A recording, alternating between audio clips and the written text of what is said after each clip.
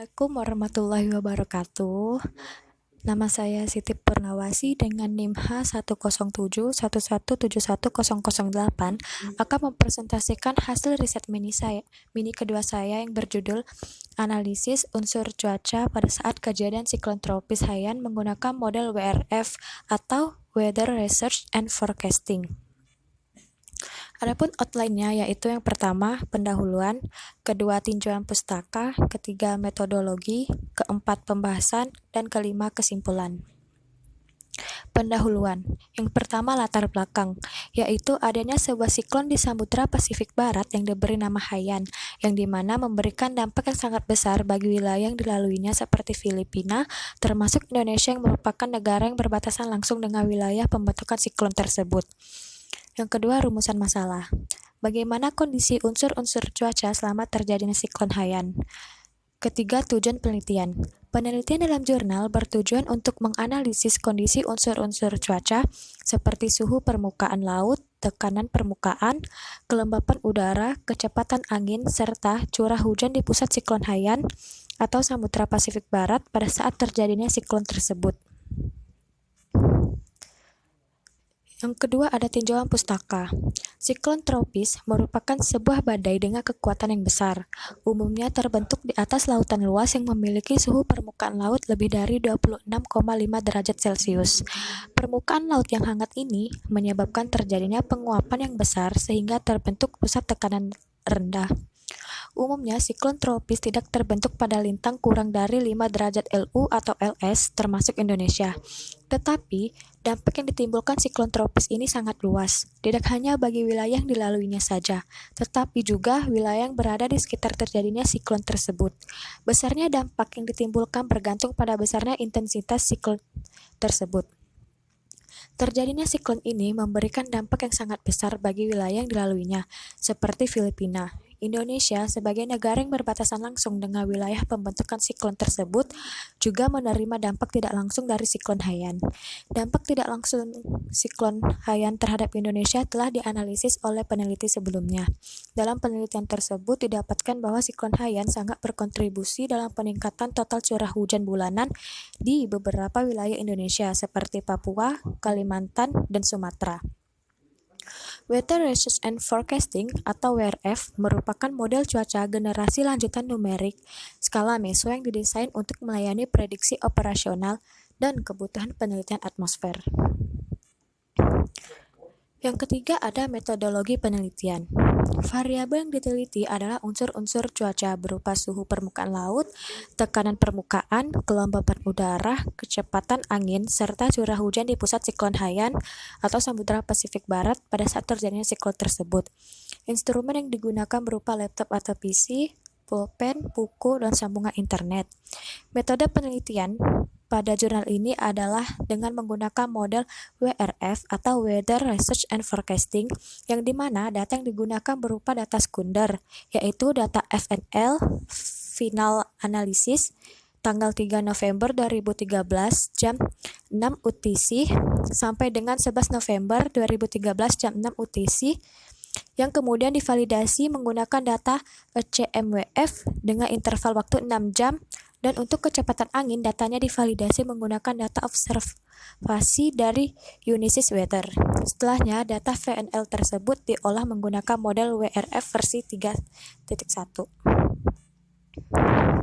Setelah data model diperoleh, nilai root mean square error RMSE perlu dihitung dari data hasil model tersebut dengan persamaan berikut, yaitu persamaan 1. Keluaran model WRF ini akan divalidasi dengan data CMWF dan Unisys Weather menggunakan metode korelasi. Persamaan matematis dari korelasi dapat dituliskan dengan persamaan yang nomor 2. Yang ketiga, rencana analisis data. Adapun flowchart-nya yaitu seperti gambar ini. Yang pertama ada kajian teori, yang kemudian pengumpulan datanya ada 2, data FNL dan data CMWF. Data FNL kemudian di running model, kemudian bakalan ada output model, kemudian divisualisasi menggunakan graphs, dan data ECMWF visualisasi menggunakan graphs, yang kemudian hasil visualisasi dari kodenya itu dianalisis dan diverifikasi, yang kemudian akan menghasilkan kesimpulan dan selesai. Nah, sebelum melakukan penelitian, peneliti terlebih dahulu menentukan lokasi penelitian, yaitu wilayah Samudra Pasifik Barat dengan batas 2 derajat LU sampai 2 derajat LU serta 105 derajat BT hingga 155 derajat BT. Setelahnya, peneliti mengkaji atau mencari teori terkait apa yang ingin diteliti. Kemudian, peneliti mengumpulkan data. Adapun data yang digunakan oleh peneliti adalah data FNL, Final Analysis, tanggal 3 November 2013 jam 6 UTC sampai dengan 11 November 2013 jam 6 UTC. Data ini merupakan syarat awal dan syarat batas model dengan interval waktu 6 jam. Keluaran model WRF kemudian divalidasi menggunakan data ECMWF dengan interval waktu 6 jam. Sedangkan kecepatan angin WRF divalidasi menggunakan data observasi dari Unisys Weather. Setelah itu, peneliti melakukan pengolahan data FNL menggunakan model WRF versi 3.1. Tahapan pertama yang dilakukan dalam pemodelan ini adalah menjalankan program WRF Domain Wizard yang menentukan batasan wilayah yang akan diproses. Pada tahap ini dilakukan proses downscaling dan nesting sehingga didapatkan dua domain. Domain pertama adalah wilayah dengan batas 30 derajat LS hingga 60 derajat LU dan 70 derajat BT hingga 180 derajat BT. Domain kedua adalah wilayah dengan batas 2 derajat LU hingga 27 derajat LU dan 105 derajat BT hingga 155 derajat BT. Tahapan berikutnya adalah melakukan WRF Processing System atau biasa disingkat WPS untuk mendapatkan input pada proses selanjutnya. Tahap ini dimulai dengan memasukkan data global sesuai domain wilayah dan waktu yang ditentukan untuk penelitian pada berkas edit namelist.wps. Selanjutnya, proses GeoGrid, UNGrid, dan MapGrid. GeoGrid dijalankan untuk menentukan wilayah yang akan diprediksi dan menginterpolasi berbagai data terestrial ke dalam model grid. Proses UNGrid berfungsi untuk membaca data grid yang merupakan data-data dari parameter meteorologi terhadap waktu dan mengubahnya ke dalam bentuk intermediate format.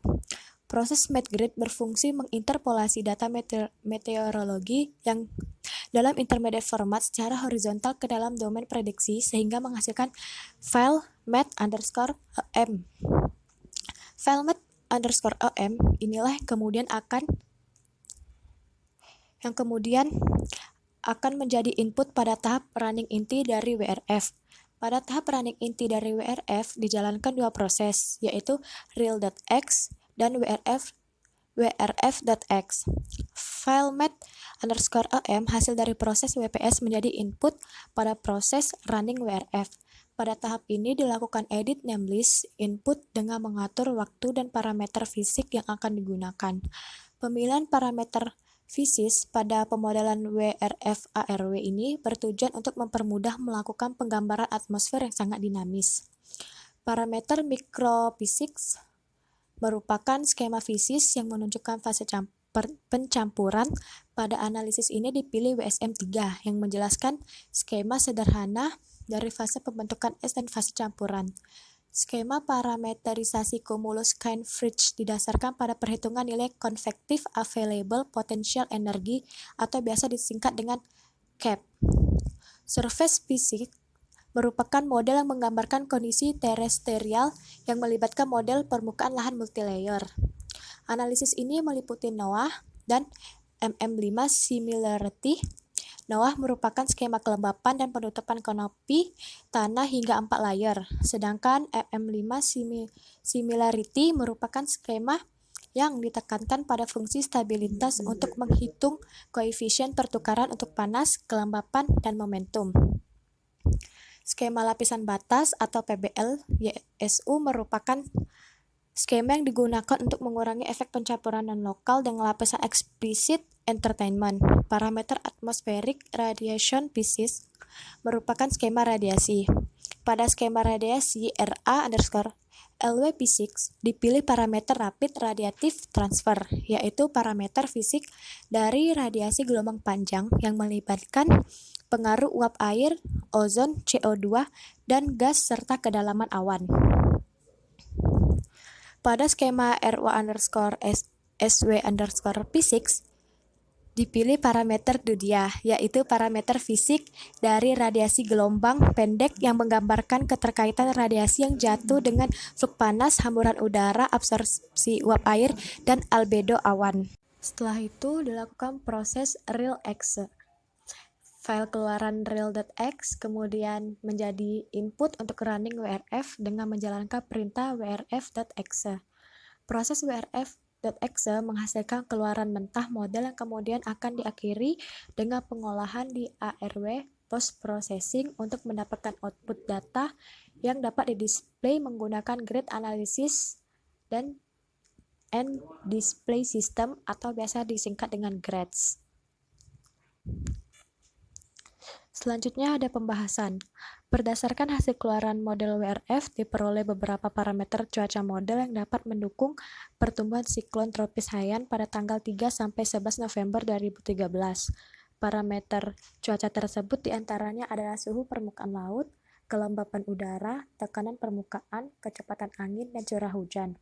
Unsur cuaca keluaran WRF tersebut kemudian membandingkan dengan data ECMWF yang ditampilkan pada tabel berikut. Yang pertama ada parameternya, yang kedua ada RMSE yang dimana yang dihitung menggunakan rumus 1 dan rumus 2. Yang ketiga ada korelasi. Yang pertama tekanan.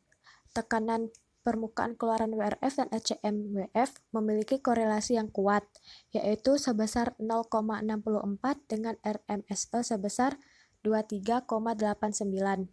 Tekanan permukaan minimum keluaran WRF terjadi pada tanggal 8 jam 00 UTC, tepat pada saat Haiyan mencapai status Typhoon 4, sedangkan pada ECMWF terjadi 6 jam berikutnya.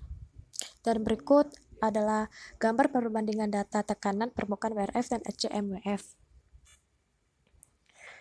Yang kedua, suhu. Suhu permukaan laut antara WRF dan ECMWF berkorelasi sangat kuat, yaitu 0,97 dan RMSE sebesar 0,36. SPL-nya menurun selama perkembangan Typhoon Haiyan. Selanjutnya ialah kelembapan udara.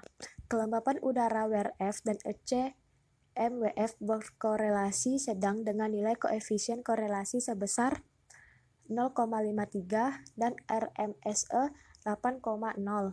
Grafik menunjukkan bahwa RA keluaran WRF terus mengalami peningkatan selama perkembangan Haiyan hingga mencapai 100% ketika mulai memasuki tahap tipe dewasa, sedangkan RH ECMWF cenderung turun naik namun tetap memiliki persentase di atas 80%.